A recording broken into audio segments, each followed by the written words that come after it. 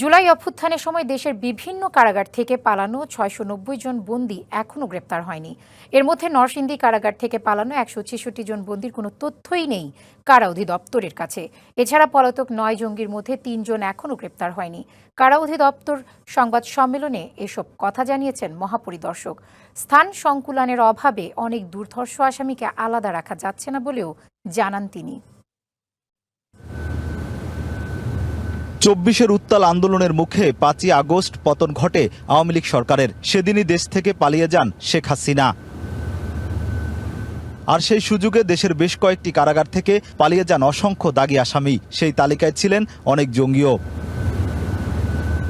ঘটনার ২ বছর পার হয়ে গেলেও পলাতক ৬৯০ আসামিকে এখনও গ্রেপ্তার করা সম্ভব হয়নি, যাদের মধ্যে নরসিংদী কারাগার থেকে পালানো ১৬৬ জনের কোনো তথ্যই নেই। নরসিংদী থেকে পালিয়ে গেছে সব মিলে ৮২৬ জন, সব মিলিয়ে ৬০০, মানে অন্যান্য কারাগার থেকেও সব মিলিয়ে আমরা এই সংখ্যাটা পাচ্ছি না। ১৬৬ জনের ২২০০ মধ্যে। আর এই যেটা তথ্য পাচ্ছি না ১৬৬, ওইটা হচ্ছে নরসিংদী। মঙ্গলবার আয়োজিত সংবাদ সম্মেলনে ব্রিগেডিয়ার মোতাহার জানান, ধারণ স্বল্পতার কারণে অনেক দুর্দর্শ আসামিকে আলাদা করে রাখা যাচ্ছে না। জেলের অফিসিয়াল ধারণ ক্ষমতা ৪৫,০০০-এর কিছু বেশি।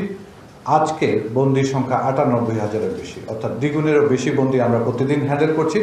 এবং এখানে যে আমাদের যে চাপ সৃষ্টি হচ্ছে প্রতিটা ক্ষেত্রে, বন্দির নিরাপত্তা, ব্যবস্থাপনা, লজিস্টিক সকল ক্ষেত্রে, সো এই চাপ মোকাবেলা করার জন্য আমাদের অধিক জনবল এবং ফ্যাসিলিটিসের যে প্রয়োজন আছে।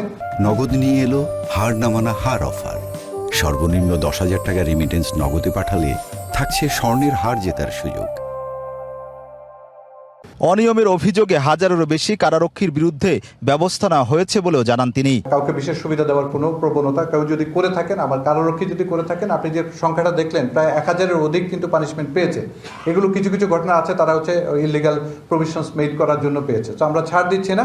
কারাগারে থাকা আওয়ামী লীগ নেতাদের মোবাইলে কথা বলার তথ্য স্বীকার করে কারা মহাপরিদর্শক জানান, এই প্রবণতা এখন কমে এসেছে। 100% আমি আপনাদেরকে গ্যারান্টি দিতে পারছি না যে কথা বলছে না, বাট একই সাথে আমরা কোনোভাবে এটা ছাড় দিচ্ছি না। Rakib Hossain, DBC news, Dhaka.